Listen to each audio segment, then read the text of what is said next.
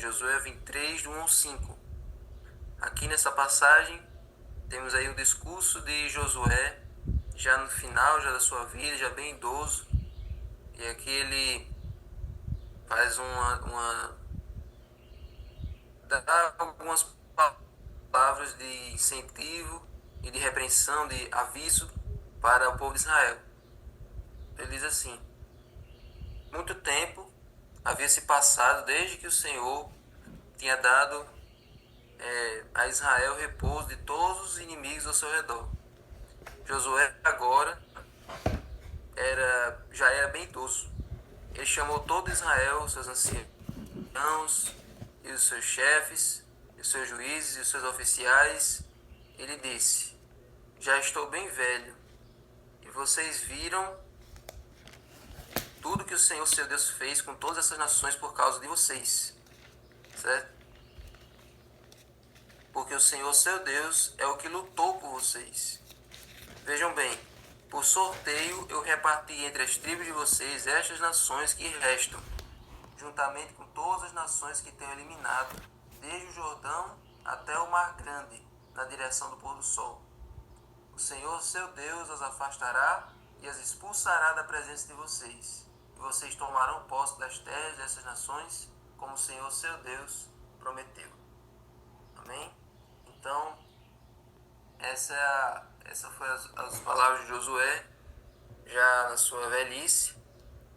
E embora os versos comecem dizendo que a terra já tinha sido dada, mas Josué na fala dele diz que ainda restam algumas nações, porque o povo de Israel não tinha expulsado elas totalmente. Expulsaram várias nações, mas ainda restavam algumas no meio do povo de Israel que precisavam ser eliminadas. E é por isso que Josué estava um pouco preocupado. Será que a nação seria capaz de preservar o que havia sido conquistado até então? Será que todos os territórios que haviam sido desbravados, que haviam tomado posse, será que eles iam preservar esses territórios até o fim, até dali para frente? Porque muito provável que, se eles não eliminaram as nações que restavam, é capaz de eles perderem as que já tinham, perderem os territórios que já tinham. Então Josué estava bem preocupado com o que ia acontecer dali para frente quando ele morresse. Porque se o povo tivesse ido com o mesmo afinco que eles estavam no começo, de eliminar tudo que tinha pela frente, Deus teria dado um descanso completo a eles, eles não teriam com quem se preocupar. Só que aquela recusa em deixar algumas nações para trás, deixar algumas nações ainda sobreviverem, custou caro para eles, como nós já vimos na lição. Então era isso que Josué estava preocupado, ele já conseguia ver ali uma sombra do que poderia acontecer no futuro. E novamente lembro, a vitória foi intervenção de Deus, não foi por mérito de vocês. Vocês não têm a capacidade nenhuma de vencer essas batalhas. Foi tudo obra de Deus, foi tudo milagre.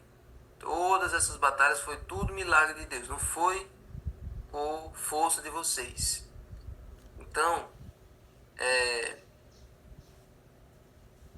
a vitória não era uma realidade consumada e imutável para Israel, mas uma possibilidade sempre presente pela confiança constante e fiel na ajuda disponível de Deus. Ou seja, a vitória não era uma coisa garantida o tempo todo, não era aquela coisa certa todo o tempo, eles sendo fiéis ou não. A vitória só era possível se eles fossem fiéis. Se eles fossem desobedientes, a vitória não vinha. Se eles permitissem que o mal permanecesse no seu meio, a vitória não viria.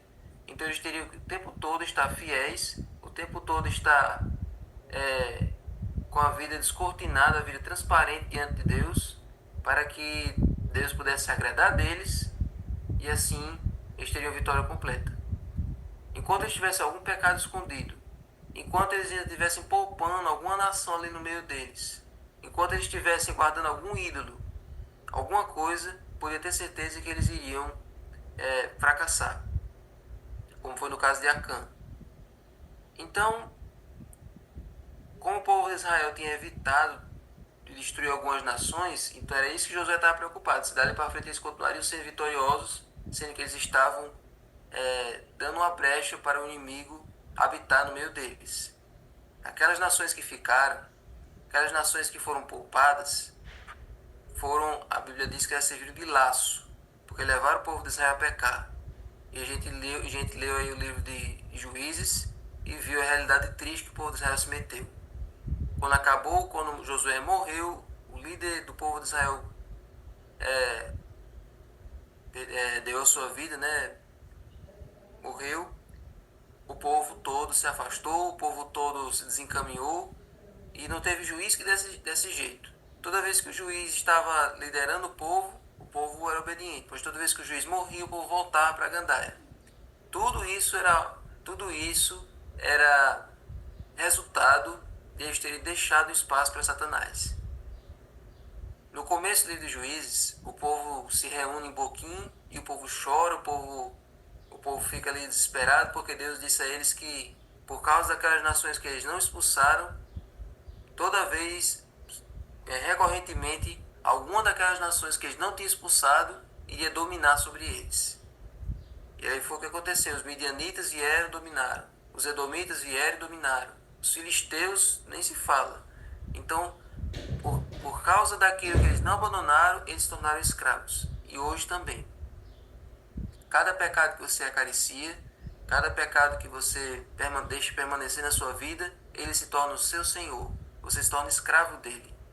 As nações que eles não expulsaram por pena se tornaram as nações que dominaram o povo de Israel no período dos juízes. E os pecados que a gente deixa, o espaço para Satanás que a gente deixa no nosso coração, acaba por dominar a sua alma, acaba por escravizar a sua mente. Então, é aquilo que a Bíblia diz. Quem está sentando no trono do seu coração? Quem é que você está deixando reinar na sua vida? Se você deixa espaço para Deus, Deus é que vai dominar. Se você deixa espaço para Satanás, é ele que vai dominar. Então, qual é a única maneira de a gente vencer Satanás hoje? Qual é a única maneira de a gente ter uma vida vitoriosa? Lá em 2 Coríntios 10, do 3 ao 5, diz assim: porque, embora andemos na carne, nós não lutamos segundo a carne, porque as armas da nossa luta não são carnais, mas poderosas em Deus, para destruir fortalezas. Destruímos raciocínios falaciosos e toda arrogância que se levanta contra o conhecimento de Deus e levamos cativo todo o pensamento à obediência de Cristo. E estaremos prontos para punir qualquer desobediência quando a obediência de vocês estiver completa. Então, temos uma vida cristã vitoriosa, levando todo o pensamento cativo até Jesus. Tudo que você pensa se manifesta nas suas ações. Todo pecado começa na mente. Não existe um pecado que você comete com as suas atitudes, mas que você não pensou. Todo pecado a gente pensa. Todo pecado a gente tem ali algum instinto, alguma coisa que leva a gente a cometer aquilo. Então a gente tem que aprender a disciplinar a nossa mente para que as nossas ações reflitam aquilo de bom que nós pensamos. É aquela passagem lá de Filipenses. Finalmente, irmãos, tudo que é verdadeiro, tudo que é santo, tudo que é agradável, tudo que é de boa fama, se alguma virtude há, se algum louvor existe, seja isso que ocupa o vosso pensamento. Se nós fizermos uma faxina naquilo que entra no nosso corpo, através dos olhos, através dos ouvidos, tudo aquilo, os nossos olhos e ouvidos são a nossa fonte de entrada. Se aquilo que nós ouvimos e vemos for positivo, aquilo que nós falaremos e aquilo que nós tocaremos também será positivo. Então, vigie a sua mente, vigie os seus pensamentos, vigie aquilo que você assiste, vigie aquilo que você ouve, para que as suas ações sejam aprovadas por Deus. Deus só vai dar a vitória para você quando não tiver mais espaço para Satanás no seu coração. Não deixe espaço, não deixe o preguinho de Satanás, assim como o povo de Israel deixou e colheram caro depois, pagaram caro depois. Então, só podemos ter espaço, só podemos ter vitória se deixarmos o Espírito Santo conduzir a gente.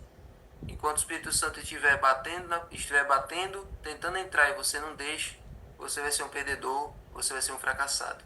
Você só vai ser vitorioso quando ele entrar, fizer a faxina no seu coração, purificar o templo do seu coração, para que Jesus possa reinar supremo na sua vida.